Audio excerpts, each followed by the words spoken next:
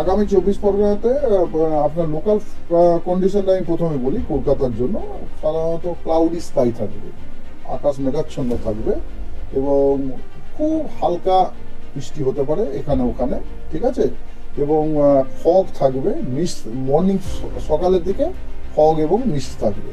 এবং আমরা যেটা অনুমান করছি যে ম্যাক্সিমাম টেম্পারেচারটা 20 ডিগ্রি আর মিনিমাম টেম্পারেচারটা 15 ডিগ্রি থাকবে। এটা হচ্ছে কলকাতা দিয়ে।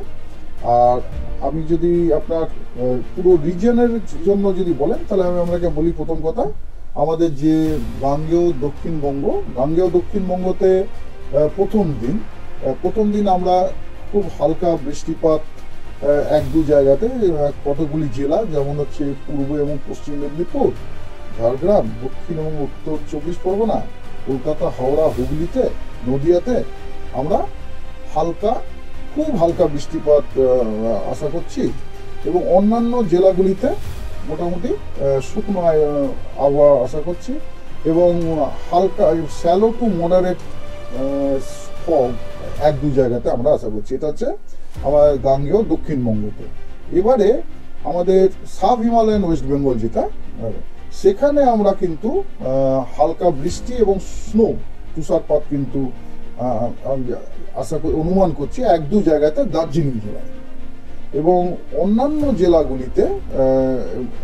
অন্যান্য জেলাগুলিতে শুকনো ওয়েদার, দার্জিলিংটাতেই খালি আমরা লাইট রেন এবং আশা করছি। এটা হচ্ছে প্রথম দিনের এইটা ইয়ে। আর দ্বিতীয় দিনে কিন্তু আমরা কি বলে গাঙ্গেয় পশ্চিমবঙ্গতে শুকনো ওয়েদার আমরা অনুমান করছি, তবে ফগ থাকবে শ্যালো টু মডারেট এক দু জায়গাতে। আর আপনার সাব হিমালয়ান ওয়েস্ট বেঙ্গলে আপনার দ্বিতীয় দিন বলতে যেটা আপনার 22 তারিখ থেকে শুরু হবে, 23 তারিখে শেষ হবে, সেটা হচ্ছে শুকনো ওয়েদার। আর রাতের তাপমাত্রা একটু নামানোর সম্ভাবনা নেই এখন। রাতের তাপমাত্রা আমরা 15 ডিগ্রি দিয়েছি আর কি, 15 ডিগ্রি দিয়েছি। অ্যাকচুয়ালি রাতের তাপমাত্রা নামার জন্য যে আপনার যে পরিস্থিতিটা থাকা দরকার আর কি, দুটো পরিস্থিতি থাকার আমাদের খুব দরকার লাগে। রাতের তাপমাত্রা মানে যেটাকে আমরা মিনিমাম টেম্পারেচারে বলি, কমার দুটো জিনিসের খুব দরকার লাগে। একটা হচ্ছে মেঘমুক্ত আকাশ, আর একটা হচ্ছে আপনার উত্তরে হাওয়া, উত্তর পশ্চিম থেকে হাওয়া। তো এবং সেটা হতে হবে আপনার নিচু লেভেলে, উপর লেভেলে হলে হবে না, নিচু লেভেলে হতে হবে। তো আমরা আমাদের অ্যানালিসিস করে যেটুকু দেখলাম তাতে তো আমরা দেখতে পাচ্ছি মেঘমুক্ত আকাশ থাকার তো সম্ভাবনা কম, কারণ যথারীতি আমাদের গাঙ্গেয় দক্ষিণবঙ্গেতে জলীয় বাষ্পের প্রবাহ কিন্তু হচ্ছে। তার কারণ হচ্ছে গাঙ্গেয় দক্ষিণবঙ্গের নিচে একটা ছোট অ্যান্টিসাইক্লোন রয়েছে। সেই অ্যান্টিসাইক্লোনটা বঙ্গোপসাগরের ওপর আছে। বঙ্গোপসাগর থেকে ওয়াটার ভেপারকে পাম্প করে আমাদের পশ্চিমবঙ্গে নিয়ে যাচ্ছে।